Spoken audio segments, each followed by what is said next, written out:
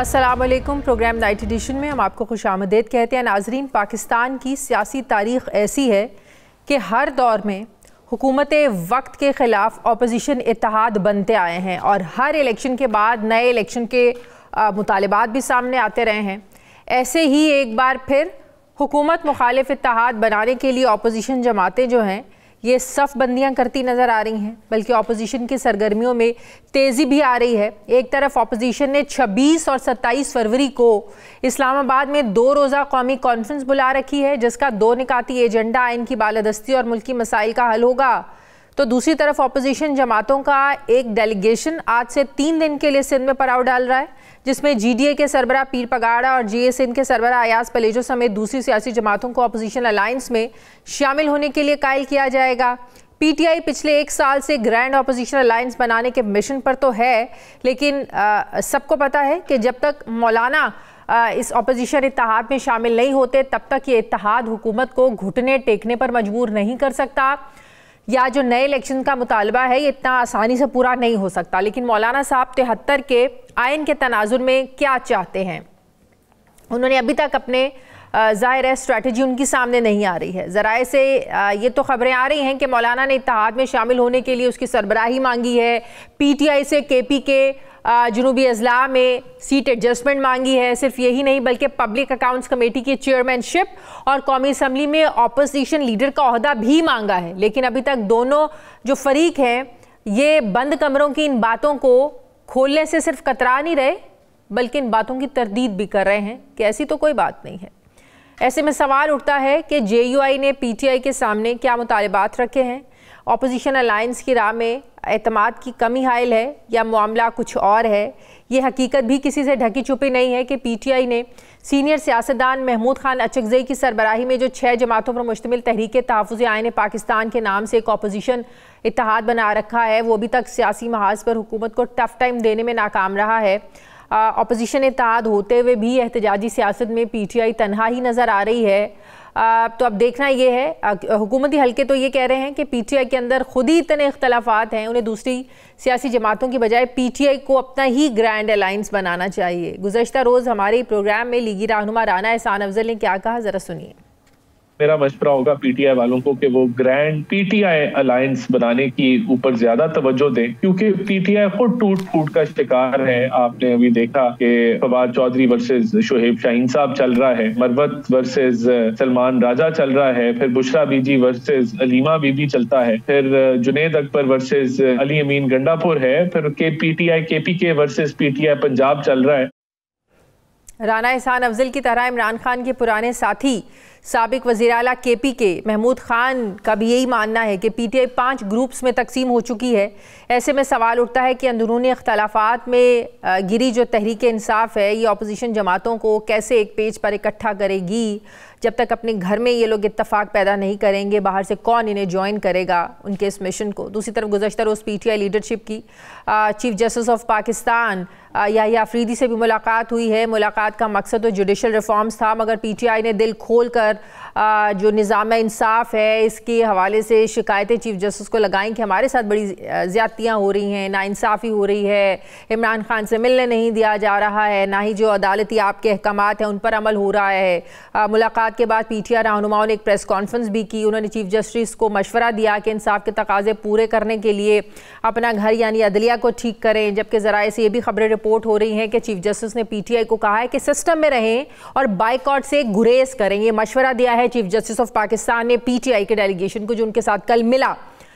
मुलाकात के बाद PTI के रहनुमाओं के मतजाद बयानात भी एक नई बहस को जन्म दे रहे हैं। PTI पर तो एक एतराज़ ये भी उठ रहा है कि अगर वो 26वीं आईनी तरमीम को तस्लीम नहीं करते हैं तो फिर इस तरमीम के नतीजे में बनने वाले चीफ जस्टिस से मुलाकात क्यों की। तो मुलाकात करने का तो मकसद ये है कि आप 26वीं आईनी तरमीम को भी मान रहे हैं और चीफ जस्टिस और इस अदलिया के जो सारा सिस्टम है जिसको आप कहते हैं कि 26वीं आईनी तरमीम के बाद इसका हुलिया बिगाड़ दिया कि फिर तो सब कुछ मान रहे हैं। मैं बात करूँगी, मुझे opposition leader Punjab assembly join कर रहे हैं मलिक अहमद ख़ान भच्चर साहब। अस्सलाम वालेकुम, बहुत बहुत शुक्रिया भच्चर साहब आपका। भच्चर साहब, क्या ये बात दुरुस्त है कि चीफ जस्टिस ऑफ पाकिस्तान से जब PTI की डेलीगेशन ने मुलाकात की तो उन्होंने कहा कि बाइकॉट से गुरेज करें और सिस्टम में के अंदर रहकर ही सारे मसाइल का हल आप तलाश करें, सिस्टम से बाहर जाने से गुरेज करें और बाइकॉट से गुरेज करें। जी देखिए, पहली बात तो ये है कि उनको जो मिलने का मकसद था, डेफिनेटली हम एक मुतासरा जमात हैं तो हमने तो हर किसी को मिलना है और अपनी प्रॉब्लम्स ही बता। अब उनकी बात भी अपनी जगह पे जो सिस्टम के अंदर वाली है वो तो एक हद तक सिस्टम तो चल रहा है। अब प्रॉब्लम कहाँ पे आती है? प्रॉब्लम ये आती है कि हम इस सिस्टम को कैसे मान लें कि इस सिस्टम का हमें पता है और उनके जो प्रेडिसेसर थे, मैं कहूँगा चीफ जस्टिस काजी फैज ईसा, जिस तरह उन्होंने सिस्टम को सबोताज करने के लिए पूरी तरह अपने अख्तियारात का इस्तेमाल किया और एक जमात को उन्होंने इस सफ़े हस्ती से मिटाने की कोशिश की, एक उनके निशान छीन लिए। और आपको तो सारा पता है, जुडिशरी, हाई कोर्ट ने जुडिशरी में के तहत इलेक्शन करवाने का हुक्म दिया, उन्होंने फिल फौर उसको कलअदम करा के फिर एग्जेक्टिव के तहत इलेक्शन करवाए। तो ये चीज़ें अब चूँकि ये चीज़ें अमर माने हैं इसमें, तो हम ये समझते हैं कि सिस्टम है ही नहीं। हम लेकिन इस सिस्टम को तो आप मानते ही नहीं हैं, 26वीं आईनी तरमीम को भी नहीं मानते हैं, लेकिन उस चीफ जस्टिस से मुलाकात करें, उस चीफ जस्टिस को शिकायतें लगा रहे हैं या उनसे इंसाफ की तवक्को है जिस 26वीं आईनी तरमीम के नतीजे में वो चीफ जस्टिस बने। आपके नज़दीक अगर 26वीं आईनी तरमीम की वजह से ही सारे सिस्टम का हुलिया बिगड़ा है तो चीफ जस्टिस भी तो उसी सिस्टम के नतीजे में बने हैं ना। तो ये आप लोगों की जो सोच है, पॉलिसीज़ है, इसमें इतना तजाद है, फिर आप लोगों को भी समझ नहीं आती कि इसका हम जवाब क्या दें। नहीं, हमें हमारी सोच और पॉलिसी में तजाद नहीं है। अब आप खुद देखें कि फॉर्म 47 के बाद हम असेंबलियों में भी बैठे हैं, हमने नामुकम्मल हाउसेस में बैठ के हम ये चाहते हैं कि इस सिस्टम को डिरेल ना होने दिया जाए और इस सिस्टम को, यानी इस गैर कानूनी सिस्टम जो इस वक्त हमारे ऊपर मुसल्लत है, इसको ख़त्म करके इलेक्शन दोबारा करवाए जाएं। ये हमारा आईने तहफ़्फ़ुज़ पाकिस्तान का जो अलायंस है उसमें भी एक मेन शिक यही है। उसकी वजह ये है जी कि अगर हम असेंबलियों से निकल जाएं तो आप लोगों ने हमें कहना था कि दोबारा आप निकल के, हालांकि पाकिस्तान तहरीक इंसाफ के लिए असेंबली कोई अहमियत नहीं रखती क्योंकि 2 दफ़ा हम असेंबली से निकल चुके हैं। दूसरी बात ये है कि आप खुद देख लें, लेकिन आपको ये पता है कि असेंबलियों से निकल के भी आप लोगों के मसाइल हल होने के बजाय उल्टा ख़राब ही हुए हैं। अदम एतमाद के बाद कहते रह गए सब, पंजाब असेंबली से ना निकलें, केपी से ना निकलें, कहीं से निकले ना आप लोग, लेकिन नहीं मानी पीटीआई ने और पीटीआई ने फिर भुगता, सब कुछ भुगता। तो बात यह कि असेंबलियों से निकलना कोई हल नहीं है, इससे तो सीख जाना चाहिए आप लोगों को अब तक। देखिए, मैं अर्ज करता हूँ आपको, देखिए बात यह है कि अगर 14 मई को इलेक्शन हो जाते तो हमारा असेंबलियों से, मैं समझता हूँ कि आज भी निकलने वाला फैसला दुरुस्त था, क्योंकि हमारा ख्याल था कि आइन और कानून के मुताबिक इलेक्शन होंगे। जहाँ पे आइन और कानून के सफात को फाड़ के उसकी जगह पे बंदूक आ जाए तो फिर तो उसका हल ही कोई नहीं। फिर तो आप समझे कि किसी किस्म का कोई काम भी आप कर लें वो आइन और कानून के मुताबिक नहीं होगा। 2 प्रोविंशियल असेंबलीज के जब असेंबलियां डिसॉल्व की गई तो उसमें तो ऑटोमेटिकली एक निगरान गवर्नमेंट बन के तो इलेक्शन हो जाने थे और वो 14 मई तक गए। तो मैं ये समझता हूँ कि वो तो एक अलहदा बहस है। अगर उसमें जाए तो पहले दिन से लेके आज दिन तक ये जितना काम हुआ है ये सारा गैर कानूनी है।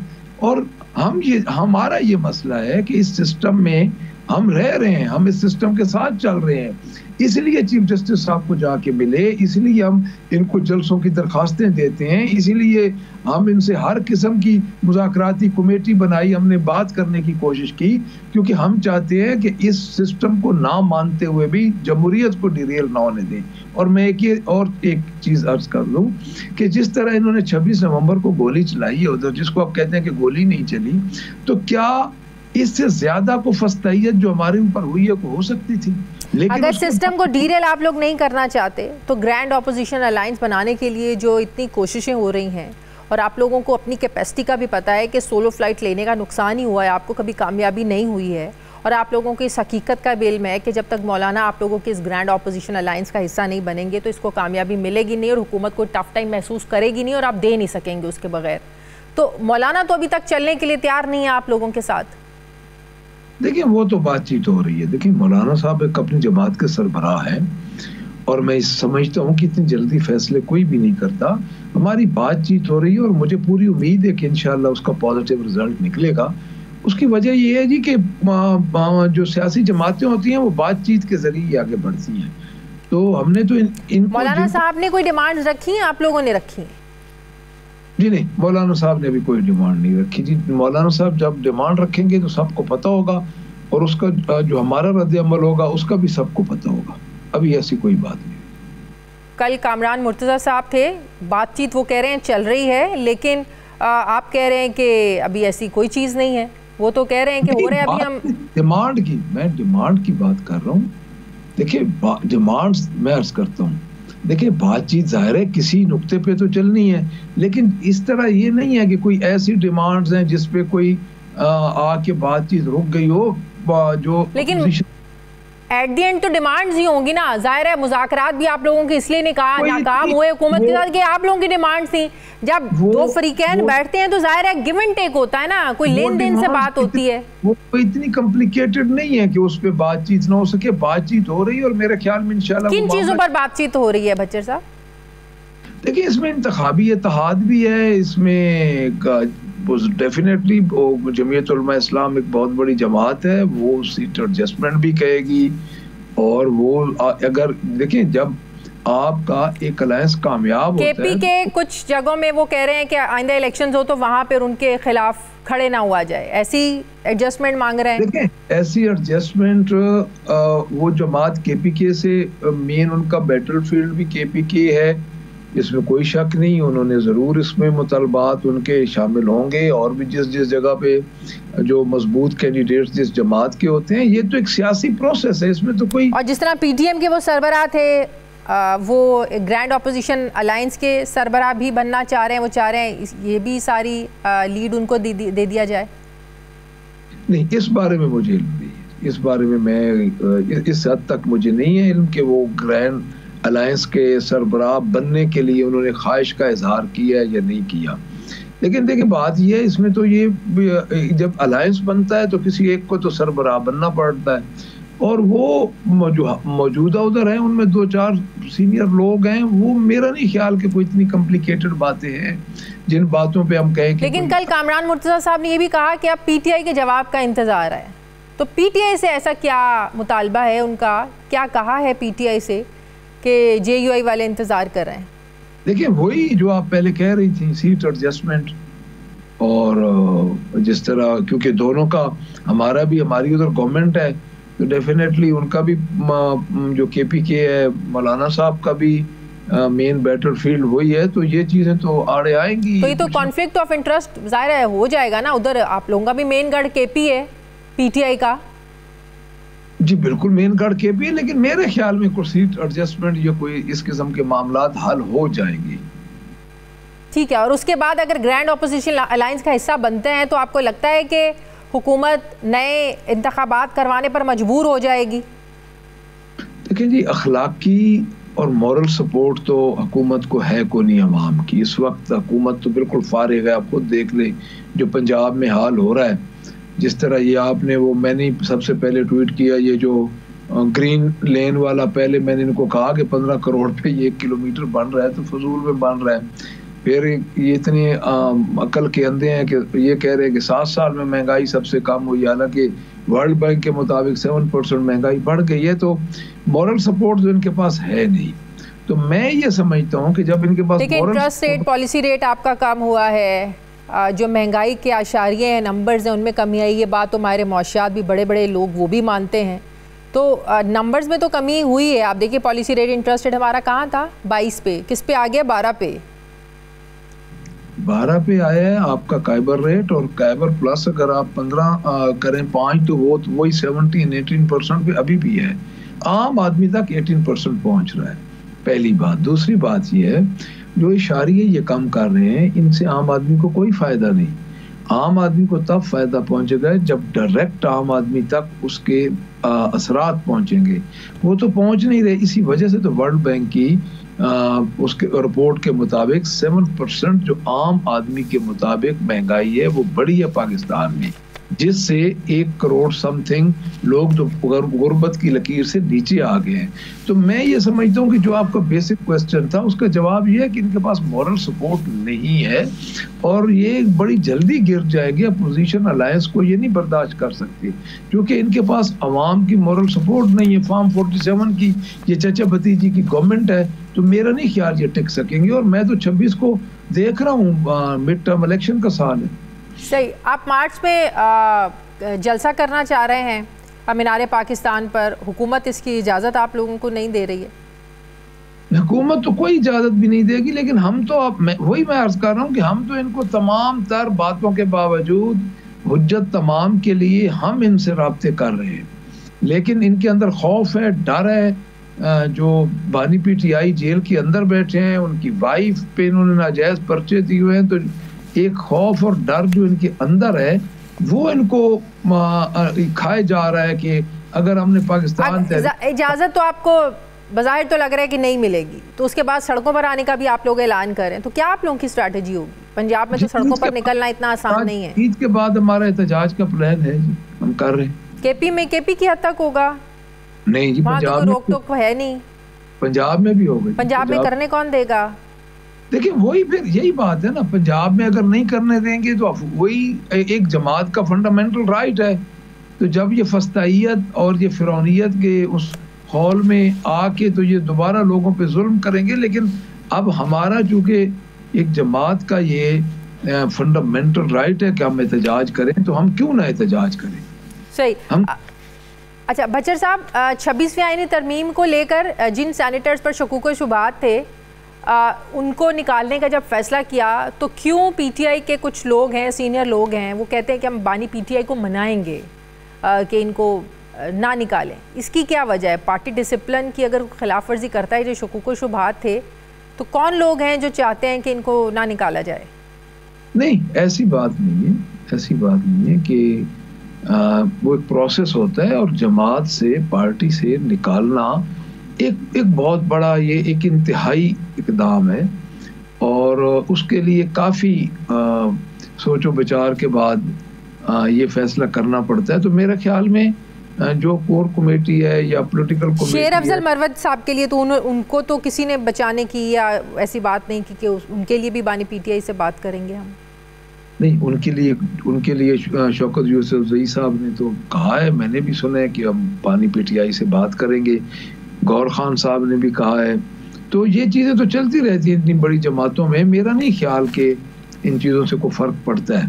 तो मेरा ख्याल है कि इसको, और मैंने भी, अभी मुझे इस बात की खबर नहीं है, मैं कोई ये एंथेटिक बात तो नहीं कर रहा, लेकिन मुझे भी ये पता चला है कि बानी PTI ने शेर अब्दुल मरवत साहब को बुलाया भी है। अगर उस बात में सच है तो ये मामला शायद सेटल हो जाए। सही। हामिद रजा साहब का ये दावा कि इमरान खान को नहली खत्म करने की पेशकश की जा रही है, कौन ये पेशकश कर रहा है? देखिए मैं अर्ज करूं, बात ये है कि पेशकश तो जो ताकतवर लोग हैं वही कर रहे हैं पहले दिन से। खान साहब को पहले दिन से ऑफर्स तो हो रही हैं। खतूत का जवाब तो मिलता नहीं है। खतूत, देखिए वो खतूत जो है ना जी, वो खतूत आप समझ लें कि उनको अवेयरनेस दिलवाने के लिए वो को किसी पते पे स्टैंप होके तो खतूत नहीं जाते। खुला खाता है, उसका आपको भी पता है, वो समझे आपको भी मिला है, मुझे भी मिला है और वो एस्टेब्लिशमेंट को भी मिला है। अब जो ऑफर्स हैं, जो बातचीत है, जिनके पास अख्तियार है, अख्तियार इस वक्त एस्टेब्लिशमेंट के पास है, उनकी तरफ से किसके जरिए पेशकश हो रही है ये सारी? अब सारी बातें आप मुझसे इधर टीवी पे ना पूछें, तो बार के पेशकश हो रही हैं और बातें करने के लिए तो आपको बुलाते हैं टीवी पे। देखिए बात ये है कि दरमियान में लोग हैं, मीडिएटर तो कोई होता है ना। डेफिनेटली मीडिएटर है, तो बात पहुंच रही है, मीडिएटर्स के जरिए ही पहुंच रही है और खान साहब डील नहीं करेंगे। मैं ये बात आपको क्लियर बता दूं, खान साहब डील नहीं करेंगे। और चूंकि उसकी डील वैसे है क्या बाय द वे? देखिए डील पहले दिन से तो यही थी कि खान साहब चले जाएं बाहर। अच्छा। नहीं गए, फिर डील थी कि आप बनीगाला बैठ जाए, नहीं गए। फिर अब और भी ये जिस तरह हामिद रजा साहब ने ये बात की है, ये बात चल रही है। लेकिन बात ये है ना जी कि अब रौला क्या है, मैं असल में आपको बात बताता हूँ। असल बात ये है कि ये जो सियासी जिंदा लाशें हो चुकी हैं, इनका बोझ वो नहीं उठा सकती, क्योंकि इन्होंने डिलीवर नहीं किया साल में। इन्होंने तो पता नहीं कितने ख्वाब दिखाए थे कि हमें बिठा दें तो हम पता नहीं पाकिस्तान को क्या से क्या कर देंगे असल, और उस वजह से जिम्मे वो इनके लगा देते हैं, और जब इनके जिम्मे लगता है तो अवाम में तासुर जो फैलता है वो इनके खिलाफ फैलता है, क्योंकि जमात का इस जो सियासी जमातें हैं इनका तो वजूद ही नहीं अवाम के अंदर। तो मैं ये समझता हूँ कि अब वो और ज्यादा बोझ नहीं उठाएंगे, बोझ उठाने वाले। ठीक है, बहुत बहुत शुक्रिया। Opposition leader Punjab assembly Malik Bhachar साहब मेरे साथ थे, बहुत शुक्रिया आपका। मुझे ब्रेक लेनी है नाज़रीन, वापस आते हैं एक वक्फे के बाद।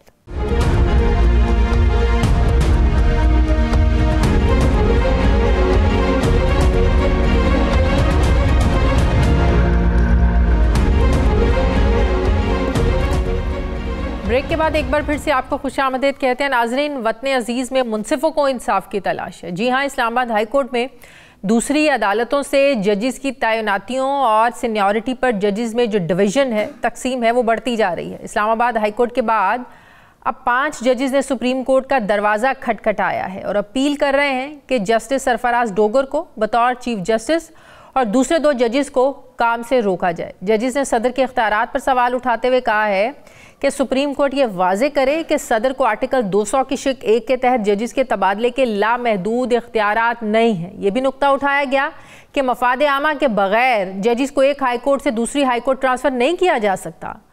5 जजेस ये कह रहे हैं, उनका ये मानना है कि जजेस की ट्रांसफ़र पर सदर के इख्तियारात को जुडिशल कमीशन की मंजूरी से मशरूत होना चाहिए। दरख्वास्त में इस्लामाबाद हाई कोर्ट की एडमिनिस्ट्रेटिव और डिपार्टमेंटल प्रमोशन कमेटीज़ बनाने के तरीक़ेकार को भी चैलेंज किया गया है। जजेस ने दरख्वास्त में ये अपील की है कि जजेस के ट्रांसफ़र का नोटिफिकेशन और साबिक चीफ जस्टिस आमिर फारूक की तरफ से सीनियरिटी रिप्रेजेंटेशन को मुस्तरद करने के फैसले को कलअदम करार दिया जाए। साबिक chief justice Islamabad high court justice Aamir Farooq ने 5 जजेस की दरख्वास्त पर यह फैसला दिया था कि दूसरी हाई कोर्ट से आने वाले जजेस को नया हल्फ लेने की ज़रूरत नहीं है, उनकी सीनियरिटी बरकरार रहेगी। अब सवाल ये है कि आइन एक है, कानून एक है, तो इंसाफ देने वाले जजेस में सीनियरिटी के उसूल को लेकर ये तनाज़ा क्यों है? ये वाज़ेह क्यों नहीं है ये मामला? क्यों इस पर जजेस तकसीम है, वकला बिरादरी की राय तकसीम है? नाज़रीन, एक तरफ सीनियरिटी के इशूज़ पर जजेस में ज़ाहिर एक डिवीज़न है, तो दूसरी तरफ जुडिशल रिफॉर्म्स पर चीफ जस्टिस ऑफ पाकिस्तान की सियासी रहनुमाओं से मुलाकातों पर बड़े सवालात उठ रहे हैं। गुज़श्ता रोज़ चीफ जस्टिस याहिया अफरीदी ने अपोजिशन के 7 रुकनी वफ़द से मुलाकात की, जिसमें चीफ जस्टिस ने PTI से अदालती इस्लाहात पर तजवीज़ मांगी है। इससे पहले 19 फरवरी को चीफ जस्टिस ने वज़ीर-ए-आज़म शहबाज शरीफ से भी मुलाकात की थी। इस मुलाकात का मकसद भी अदालती रिफॉर्म्स पर मुशावरत और तजवीज़ लेना था। नाज़रीन, बज़ाहिर ये मुलाकातें अदालती इस्लाहात के एजेंडे पर मुशावरत और तजवीज़ लेने के लिए चीफ जस्टिस की ख्वाहिश पर ही की गई हैं, लेकिन अदालत उज़्मा के सरबराह की सियासी लीडरों से होने वाली ऐसी मुलाकातों के मुल्की सियासत और मामलात पर असरात को ये नज़रअंदाज नहीं किया जा सकता। क्या मुल्की तारीख़ में ऐसी मुशावरत की पहली मिसालें मौजूद हैं? सवाल ये भी है कि चीफ जस्टिस ऐसी कौन सी अदालती इस्लाहात करना चाहते हैं जिसके लिए उन्हें हुकूमत और अपोजिशन से मुलाकातें करना पड़ रही हैं? इन मुलाकातों के अदालती निज़ाम पर क्या असरात होंगे? चीफ जस्टिस ऑफ पाकिस्तान 11 फरवरी को IMF वफ़द से भी मिल चुके हैं, जिसमें IMF वफ़द को अदालती रिफॉर्म्स और नेशनल जुडिशल पॉलिसी से आगाह किया गया था। अपोजिशन हुकूमती हल्के भी इस मुलाकात को लेकर अदालती निज़ाम इसको मुदाखलत की नज़र से ही देख रहे हैं। इसी पर मैं बात करूँगी हाफिज़ एहसान अहमद साहब, माहिर कानून मुझे ज्वाइन करें। अस्सलाम वालेकुम, बहुत बहुत शुक्रिया हाफिज़ साहब आपका। हाफिज़ साहब, इस्लामाबाद हाई कोर्ट के जजेस ने चीफ जस्टिस को जो ख़त लिखा है जस्टिस सरफराज डोगर को, वो कह रहे हैं बतौर चीफ जस्टिस काम करने से रोका जाए। बाकी 2 जजेस की सीनियरिटी का मामला है। जो कंसर्न्स उन्होंने एड्रेस किए हैं चीफ जस्टिस के साथ, आपको लगता है कि वो दुरुस्त हैं? अब अग्री करते हैं उन रिजर्वेशन से? बिस्मिल्लाहिर्रहमानिर्रहीम। शादिया, आपका बहुत शुक्रिया। चीफ जस्टिस ऑफ पाकिस्तान को जो उन्होंने लेटर लिखा था, इस सारे प्रोसेस के अंदर चीफ जस्टिस ऑफ पाकिस्तान ने उसके ऊपर कोई एक्शन नहीं लिया था। आप जिस कॉन्टेक्स्ट में बात कर रहे हैं वो ये है कि उन्होंने एक रिप्रेजेंटेशन फाइल की थी chief justice Islamabad high court के सामने सीनियरिटी के ऊपर, और उसके बाद जो है जब उनकी रिप्रेजेंटेशन जो थी वो पिछले हफ्ते उसे डिसमिस कर दिया गया, तो उसके बाद ये है कि उन्होंने एक आर्टिकल 184(3) जो है उसको इन्वोक करके पाकिस्तान की सुप्रीम कोर्ट के अंदर आए हैं। अब पाकिस्तान की सुप्रीम कोर्ट के अंदर जो है वो 4 चीज़ें लेके आए। एक, वो बात ये करते हैं कि आर्टिकल 200 के नीचे प्रेसिडेंट ऑफ पाकिस्तान की अनब्रिडल्ड पावर नहीं है। बिल्कुल बात ठीक है, प्रेसिडेंट ऑफ पाकिस्तान की अनब्रिडल्ड पावर नहीं है।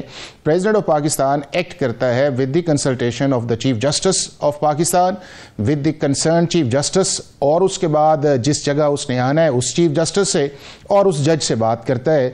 तो लिहाजा सिर्फ एक प्रेसिडेंट ऑफ पाकिस्तान की डिस्क्रिशन को रेगुलेट करना मेरा ख्याल है ना ये मुनासिब प्रेयर है या लीगल प्रेयर है, और ना ही पाकिस्तान की सुप्रीम कोर्ट इसके ऊपर कोई फैसला करेगी, क्योंकि जो डिस्क्रिशन या कंसल्टेशन का एक प्रोसेस है वो आर्टिकल 200 के अंदर बड़ा क्लियरली वाज़ेह है। और इस पिटीशन के अंदर जो वो शख्स इसके अंदर प्रोसेस के अंदर था चीफ जस्टिस ऑफ पाकिस्तान, वो इसके अंदर पार्टी नहीं बनाए गए, यानी कि उस कंसल्टेशन जो है वो प्रेसिडेंट ऑफ पाकिस्तान की हद तक रखी गई है पब्लिक इंटरेस्ट के अंदर। और प्रेसिडेंट ऑफ पाकिस्तान अगर इंडिपेंडेंट फैसला करता तो शायद इस जो ग्राउंड है या इस प्रेयर है इसके अंदर जान होती। तो मेरा ये ख्याल ये है कि आर्टिकल 200 का प्रेसिडेंट ऑफ पाकिस्तान की हद तक जो है वो इतना केस जो है वो स्ट्रॉन्ग नहीं बनता। दूसरी जो बात आपने की है वो सीनियरिटी के ऊपर। मेरी आवाज आ रही है आपको? वो जो नुक्ता उठा रहे हैं कि मफादे आमा के बगैर जजिस को जब तक ये कंसर्न ना हो, उसके बगैर जजिस की एक हाई कोर्ट से दूसरी हाई कोर्ट में ट्रांसफर ये जस्टिफाइड नहीं है। आज इसमें शाजिया एक तो ये है कि पाकिस्तान की जितनी भी अपॉइंटमेंट्स होती हैं जो कॉन्स्टिट्यूशनल अपॉइंटमेंट्स है, जो हाई कोर्ट सुप्रीम कोर्ट की जजेस हैं, वो पब्लिक इंटरेस्ट के अंदर नहीं होती, यानी कि कॉन्स्टिट्यूशन के अंदर पब्लिक इंटरेस्ट का लफ्ज़ नहीं लिखा गया। किसी जगह आपको आर्टिकल 175A के अंदर नहीं नज़र आएगा कि पब्लिक इंटरेस्ट के अंदर हाई कोर्ट के जजेस लगाने चाहिए। किसी जगह नहीं आएगा आर्टिकल 177 के अंदर कि सुप्रीम कोर्ट के अंदर पब्लिक इंटरेस्ट के अंदर जजेस लगाने चाहिए। किसी जगह नहीं आएगा आर्टिकल 193 के नीचे कि पब्लिक इंटरेस्ट के अंदर हाई कोर्ट के जजेस लगाने चाहिए। और किसी जगह आर्टिकल 200 के अंदर आपको नजर नहीं आएगा कि पब्लिक इंटरेस्ट के अंदर आप चीज को ट्रांसफर कर सकते। तो जब कॉन्स्टिट्यूशन ने पब्लिक इंटरेस्ट का लफ्ज इस्तेमाल नहीं किया तो यह नहीं कहा जा सकता कि जी पब्लिक इंटरेस्ट के डिफाइन किया जाए और पाकिस्तान की सुप्रीम कोर्ट करे, तो फिर यही सिचुएशन ये आएगी।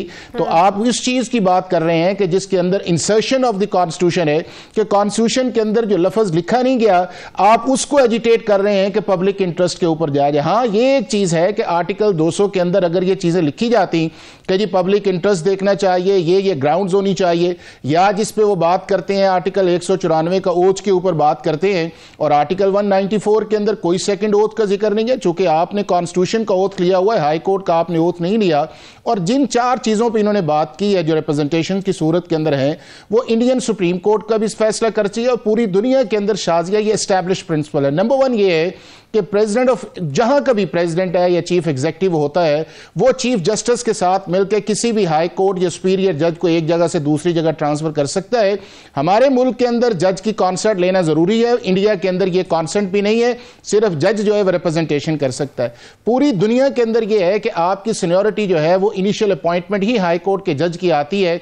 अगर आप दूसरी जगह जाते हैं ना आप ओथ लेते हैं, ना आपकी सीनियरिटी जो है वो डाउनग्रेड की जाती है इस बुनियाद के ऊपर कि आप आगे गए हैं। और इस चीज को हमारे आर्टिकल 205 के अंदर प्रोटेक्ट किया गया है कि आप जब एक जज को लगाएंगे तो उसकी टर्म्स एंड कंडीशंस जो हैं या उसके पर्क्स प्रिविलेजेस को आप कम नहीं कर सकते। तीसरा उस चीज के अंदर यह है कि क्या पाकिस्तान का जो इस वक्त प्रेजेंट फॉर्म ऑफ कॉन्स्टिट्यूशन है उसके अंदर क्या कुछ शख्स समझता है कि मुझे ही पाकिस्तान का चीफ जस्टिस लगना चाहिए या किसी हाई कोर्ट का चीफ जस्टिस लगना चाहिए, तो वो इस्लामाबाद के ये सीनियर जजेस क्या जिस आइन कॉन्स्टिट्यूशन की और कानूनी राय जो आप दे रहे हैं या कानूनी बुनियादों पर आईनी बुनियादों पर बात कर रहे हैं, तो आप ये कह रहे हैं कि जिन जजेस ने खत लिखा वो इन सब चीजों से लाइल्म है, उन्हें कानून उन्हें आइन का नहीं पता है कि आइन क्या कहता है। बात तो जाहिर है सीनियरिटी की है ना कि 15वें नंबर के जज को आप सीनियर मोस्ट जज लगा देते हैं, तो इस पर आइन क्या कहता है? देखिए, मैं आइन जो है, आइन इस पे बात ही नहीं करता, आइन खामोश है इस चीज़ के ऊपर, चूंकि आइन ये कहता है कि आप किसी एक जज को दूसरी जगह जो है वो ट्रांसफ़र कर सकते हैं। और अगर आइन किसी जगह खामोश है तो हम तो नहीं कह सकते कि जी 15वें नंबर का जज आएगा तो आप उसको लगा नहीं सकते। कॉन्स्टिट्यूशन के अंदर जो है वो हैव या हैव नॉट का एक कॉन्सेप्ट होता है। कॉन्स्टिट्यूशन के अंदर आप ये नहीं कह सकते कि जो नहीं लिखा हुआ वो आपका एक आर्गूमेंट है और आप उस आर्गूमेंट के अंदर जो है वो ये कहें कि उसके अंदर एक चीज़ ये निकलती है, तो ये नहीं है। अब ये है कि जिन चीज़ों पे मैंने आपसे बात की है वो ये है कि ये सारी चीज़ें ऐसी हैं जो दुनिया की जितनी भी ज्यूरिस्प्रूडेंस आपकी सुपीरियर जुडिशरी की है वो एस्टेब्लिश्ड हैं। आप इनकी सारी पिटीशंस के अंदर जाके देखें, ठीक है उन आर्टिकल 184(3) के अंदर गए हैं, पाकिस्तान के सुप्रीम कोर्ट का पहली दफ़ा केस इस तरह गया है जो आर्टिकल 200 के ऊपर गया है, या किसी जगह आके एक एक्टिंग चीफ जस्टिस लगा है, डेफिनेटली सुप्रीम कोर्ट इस पर करेगी। लेकिन आज तक जो पाकिस्तान के अंदर ऐसा कोई फैसला नहीं है और दुनिया के अंदर किसी सुप्रीम कोर्ट का ऐसा फैसला नहीं है कि जिसके अंदर उन्होंने कहा हो कि जज एक जगह से दूसरी जगह जाएगा तो उसकी सीनियरिटी जो है वो डाउन कर दी जाएगी, या एक जगह से दूसरा जाएगा तो उसके अंदर पब्लिक इंटरेस्ट का होना बड़ा जरूरी है। दुनिया में ऐसे भी शायद कहीं नहीं होता कि जजेस अपने कंसर्न्स का इजहार करें, उनको जो थ्रेट्स मिल रहे हो और वो इसका इजहार करें, उसको एड्रेस करें और उसको आगे से उनको कोई रिस्पांस ना मिले या उनको ये एश्योरिटी ना दी जाए कि ऐसा नहीं होगा, उसको एड्रेस ना किया जाए। दुनिया में ऐसा भी कहीं नहीं होता है। शाजिया देखिए, बात यह है कि जहाँ तो फिर आप ये काम करें कि सिर्फ आप कंसर्न्स के ऊपर बात कर लें कि जी ये कंसर्न्स है, ठीक है कंसर्न्स हैं, ये भी कंसर्न्स ठीक है कि लेजिटिमेट एक्सपेक्टेशंस है, लेकिन क्या आपके वो कंसर्न्स जो हैं वो कॉन्स्टिट्यूशन के अंदर फिट हो रहे हैं या नहीं है, ये है वो इशू। अब देखें ना, उन्हीं की इस पिटीशन के अंदर उन्होंने कहा है कि जुडिशरी के पास अनब्रिडल पावर नहीं है और आर्टिकल 175(2) का जिक्र करते हैं, जो आपके प्रोग्राम्स के अंदर मैं अक्सर आके कहता था कि पाकिस्तान का कोई जज जो है, चाहे छोटा जज है, हाई कोर्ट है या सुप्रीम कोर्ट का है, वो अनब्रिडल पावर नहीं रखता, उसको आइन और कानून इख्तियार देता है कि उसने क्या इस्तेमाल करना है। अब जब पाकिस्तान के अंदर आपने इख्तियारात का इस्तेमाल देखा कि हाई कोर्ट या सुप्रीम कोर्ट किस तरह गए, और अगर आज ये जजेस अपनी पिटीशंस के अंदर लिख रहे हैं कि आर्टिकल 175(2) के नीचे है, तो अगर 172 के मुताबिक देखा जाए तो मैं ये समझता हूं कि अगर कॉन्स्टिट्यूशनल बेंच इसको देखेगा तो इसके अंदर बड़े लीगल सक्सेस के चांसेस बड़े कम आएंगे, चूंकि इसके लिए जो उनके कंसर्न्स है या उसको पार्लियामेंट एड्रेस कर सकती है थ्रू अमेंडमेंट इन कॉन्स्टिट्यूशन जो है। अदालती रिफॉर्म्स के हवाले से हुकूमती लोगों के साथ, ऑपोजिशन के साथ मुशावरत करने की ज़रूरत क्यों पेश आ रही है? देखें शाजिया, ये जो बड़ा एक टिकलिश है, आपने इससे पहले बात भी की थी IMF के ऊपर, इसी आपके इंट्रो के अंदर था। IMF की हद तक मैं समझता ये हूँ कि आपका एक उनके साथ एक फाइनेंशियल पैकेज या असिस्टेंस का एक चल रहा है और उसके अंदर उन्होंने साथ साथ आपको ये कहते हैं कि आप अपनी गवर्नेंस को बेहतर करें, लॉ को बेहतर करें, इन्वेस्टमेंट क्लाइमेट को बेहतर करें, जो टैक्स मैटर्स हैं जिनकी कलेक्शन जो है तकरीबन 3000 अरब रुपए से ज़्यादा है और डिफरेंट कोर्ट्स के अंदर है। तो जब वो सेटिस्फाई मेरा ख्याल है कि मिनिस्ट्री ऑफ फाइनेंस नहीं कर सकी तो उन्होंने कहा जी ठीक है, फिर आप पाकिस्तान का जो सबसे बड़ा ऑफिस है चीफ जस्टिस, उससे जाके मिल ले। तो उस हद तक मैं समझते ही हूँ कि अगर उन्होंने सेंसिटाइज किया है या चीफ जस्टिस ने उसके साथ इंटरेक्ट किया है तो वो एक बात समझ में आती है। लेकिन दूसरी जो बात जिसकी तरफ आपने 2 मीटिंग्स का इशारा किया है कि पाकिस्तान के अंदर जब से इलेक्शन या इलेक्शन से पहले एक ऐसा एनवायरनमेंट है जिसके अंदर सुप्रीम कोर्ट भी अंडर फायर आई हुई है, या जिसके अंदर पॉलिटिकल पार्टीज जो है वो दोनों जो है एक अक्रॉस द टेबल बैठे हुए हैं और कोई मौका नहीं देने जा रहे, तो उस कॉन्टेक्स्ट के अंदर मुनासिब ये था कि चीफ जस्टिस ऑफ पाकिस्तान जो है उनसे रिटर्न जो है वो चीजें मांग लेते और कहते कि जी आपको रिफॉर्म्स करने जो चाहिए या आप समझते हैं वो कर दें। इस तरह मीटिंग जो है घर के अंदर करना, पहले प्राइम मिनिस्टर या लॉ मिनिस्टर या जो भी है वो भी मुनासिब नहीं है, और उसके बाद ऑपोजिशन से। अब आप देखें ना कि कल ऑपोजिशन ने जो बात की, ऑपोजिशन सिर्फ PTI का नाम तो नहीं है, ऑपोजिशन के अंदर मौलाना फजलुर रहमान भी हैं, उसके बाद मेंगल साहब भी हैं, महमूद अचिकज़ई भी हैं, या और भी पार्टीज उसके अंदर है, यहां तो फिर सब जाते। और दूसरा ये है कि अगर आप जो कल स्टेटमेंट्स आई हैं उसके अंदर आपने एक लफ्ज देखा है कि जिसके अंदर पाकिस्तान के आम आदमी की इंसाफ की फराहमी के मुतालिक जो है वो कहा गया हो, वो तो सारे उनके कंसर्न से जो कोर्ट से थे या गवर्नमेंट से थे या जो है प्रोसिक्यूशन से थे। और कोई भी मुल्क के अंदर ये एक्सेप्टेबल नहीं होता कि चीफ जस्टिस या कोई जज जो है उन इश्यूज के ऊपर जाके उससे बात की जाए जो किसी भी अदालत के अंदर पेंडिंग है। अब ये मैटर्स किसी जगह अकाउंटेबिलिटी कोर्ट्स में है, किसी जगह स्पेशल कोर्ट्स के अंदर है, किसी जगह हाई कोर्ट्स के अंदर है, किसी जगह बताते खुद सुप्रीम कोर्ट के अंदर है। तो मैं ये समझता हूं कि मीटिंग इस कॉन्टेक्स्ट के अंदर या पोलराइजेशन के अंदर या जिस तरह पॉलिटिकल एक एनवायरनमेंट बना हुआ है और 26 कॉन्स्टिट्यूशन अमेंडमेंट जिस तरह अभी भी उन्होंने कहा कि जी 26वीं आईनी तरमीम को हम नहीं मानते, हालांकि 26वीं आईनी तरमीम की प्रोडक्ट जो है वो मौजूदा चीफ जस्टिस है उस प्रोसेस के अंदर आए। तो अगर इस सारे कॉन्टेक्स्ट के अंदर देखा जाए तो अगर चीफ जस्टिस साहब इससे अवॉइड करते या इसको एक रिस्ट्रेन करते इन मीटिंग्स के अंदर तो वो बात मुनासिब थी। अब उस मीटिंग के देखें एक डेफिनेटली फॉल आउट आया है। पीटीआई ने फॉल आउट इसलिए नहीं किया प्राइम मिनिस्टर की मीटिंग के ऊपर क्योंकि उन्होंने जाना था और उन्होंने बात करनी थी। अगर पीटीआई जो है वो देखती कि हमने नहीं जाना और गवर्नमेंट जाती तो आप देखते कि एक नया सिलसिला शुरू होना था। लिहाजा गवर्नमेंट की हद तक ये है कि उन्होंने टैक्स पे बात की, वो पहले भी कन्वे कर सकते थे, अटॉर्नी जनरल को डेफिनेटली कन्वे किया गया होगा। सिर्फ एक मसला मैं आपको शाजिया बताऊं कि पाकिस्तान की सुप्रीम कोर्ट और हाई कोर्ट सिर्फ तय कर लें कि जो भी हमारे पास केस आएगा हम उसको 3 माह से लेकर 6 माह तक फैसला करेंगे, हर केस की हेयरिंग देंगे। आधे से ज्यादा मसाइल जो है वो पेंडेंसी के खत्म हो जाएंगे। बाकी चीजें जो है हमारे कानून मेरे साथ है। बहुत शुक्रिया हाफिज साहब आपका। नाज़रीन प्रोग्राम में मुझे एक ब्रेक लेनी, वापस आते हैं वक्फे के बाद।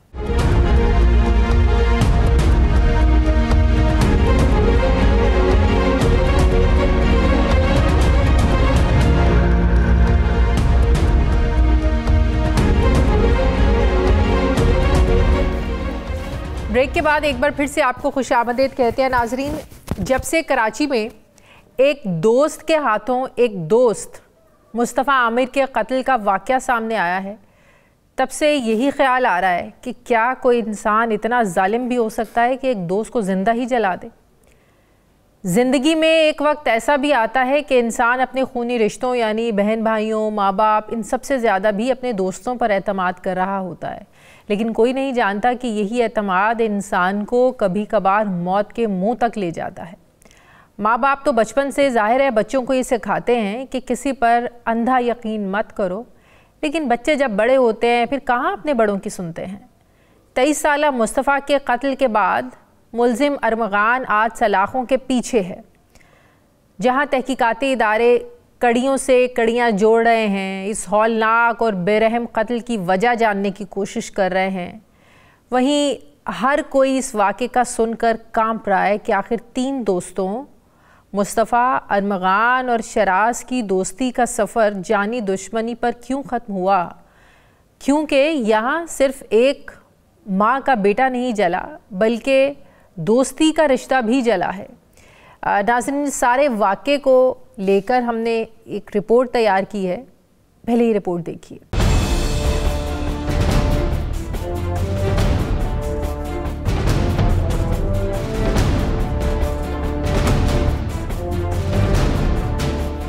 कहते हैं दोस्ती का रिश्ता ना होता तो इंसान कभी यकीन ना करता कि बाज़ अजनबी रिश्ते अपनों से भी प्यारे होते हैं, मगर मकतूल मुस्तफ़ा आमिर और उसके कातिल अरमगान भी तो दोस्त थे, या इन्हें कोई और नाम दिया जाए।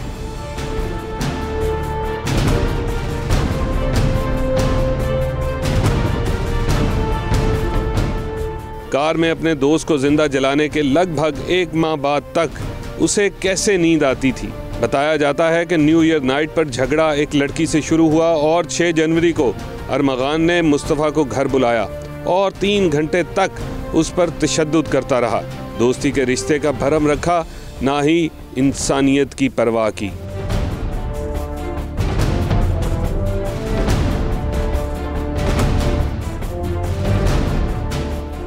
जब जख्मी मुस्तफ़ा उठने के काबिल ना रहा, उसे कपड़ों से बांधा और अपने मुलाजिम शराज के साथ मिलकर गाड़ी की डिग्गी में डाल दिया और कराची से चल पड़े। बलूचिस्तान के एक इलाके हब में एक वीराने में ले जाकर गाड़ी को आग लगा दी और चीखता चिल्लाता मुस्तफ़ा उस आग में जिंदा जल गया।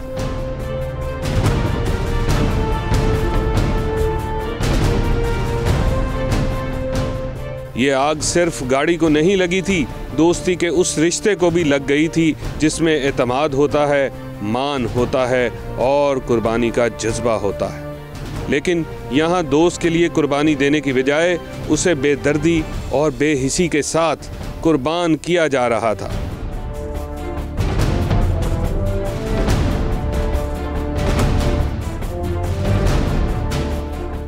मुस्तफ़ा के वालिदैन एक माह तक अपने लखते जिगर की तलाश में थानों के चक्कर काटते रहे। वो नहीं जानते थे कि मुस्तफ़ा उन्हें मिलेगा ज़रूर, लेकिन उनके साथ साथ सारे पाकिस्तानियों को इतना दर्द देगा कि जिसकी मिसाल नहीं मिलती।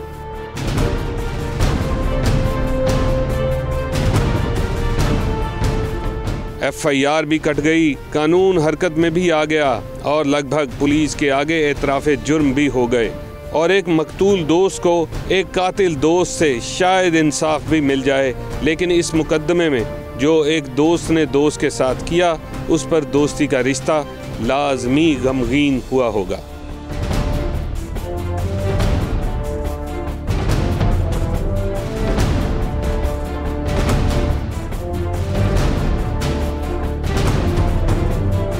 हमारे साथ मुस्तफ़ा आमिर की वालदा वजी आमिर साहिबा मौजूद हैं। उनसे पूछते हैं कि ये सब कैसे हुआ, कितने अरसे से इनकी दोस्ती थी, 1 महीने तक ये लोग तलाश करते रहे लेकिन कुछ पता नहीं चला। अस्सलाम वालेकुम, बहुत बहुत शुक्रिया वजिया साहिबा आपका। सबसे पहले तो ज़ाहिर है जो तकलीफ़ और दुख आपको है, आपसे ज़ाहिर है हमें भी दुख है, तकलीफ़ है, लेकिन एक ज़ाहिर है जो माँ की तकलीफ़ है उसका अंदाज़ा शायद कोई लगा नहीं सकता। हम आपके दुख तकलीफ़ में बराबर के शरीक हैं और अल्लाह ताला से दुआ करते हैं कि अल्लाह ताला आपको सब्र दे और सबसे बढ़कर आप लोगों को इंसाफ मिले। बहुत शुक्रिया आपने वक्त दिया। मैं आपसे जानना ये चाहती हूँ कि अरमगान के साथ आपके बेटे की दोस्ती कब से थी और कभी आपको नहीं लगा कि आपके बेटे की जिस सर्कल में दोस्ती है ये ठीक नहीं है, या आपने कभी रोकने की कोशिश की हो? जी मुझे मेरी नॉलेज में नहीं था अरमगान से इसकी जान पहचान का कुछ भी।